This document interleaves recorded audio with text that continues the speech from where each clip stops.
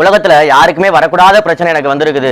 எனக்கு மட்டும் எவ்வளவு கஷ்டம், வேதனை, துக்கம், துயரம், அவமானம். இந்த பிரச்சனையை வச்சுக்கிட்டு நான் வாழ்றதை காட்டிலும் நான் சொல்லி செத்தரலாம் அப்படின்னு சொல்லி நீங்க நினைக்கிறீங்களா? இந்த வேத வசனம் சொல்லுது 1 கொரிந்தியர் 10:13, மனுஷருக்கு நேரிட சோதனை இல்லாமல் வேற சோதனை உங்களுக்கு நேரிடவில்லை. தேவன் உண்மையுள்ளவராய் இருக்கிறார். உங்கள் திராணிக்கு மேலாக நீங்கள் சோதிக்கப்படுகிறதற்கு அவர் இடம் கொடாமல் சோதனை தாங்கத்தக்கதாக சோதனையோடு கூட அதற்கு தப்பிக்கொள்ளும்படியான போக்கையும் உண்டாக்குவார் என்று இங்க வேத வசனம் தெளிவா சொல்லுது. நம்ம வீட்டுல வாட்டர் டேங்க் வச்சிருப்போம். அவனுடைய கொள்ளளவு கெப்பாசிட்டி எவ்வளவு தெரிஞ்சுதான் நம்ம தண்ணி ஏத்துவோம்.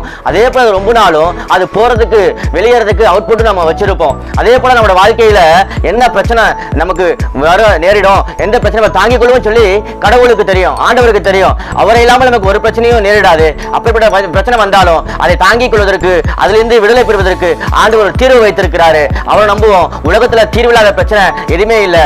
தேவனால விடுவிக்க கூடாத பிரச்சனையும் எதுவுமே இல்லை. தேவனால எல்லாமே கூடும். ஆண்டவர் நம்ம விடுவிப்பார்.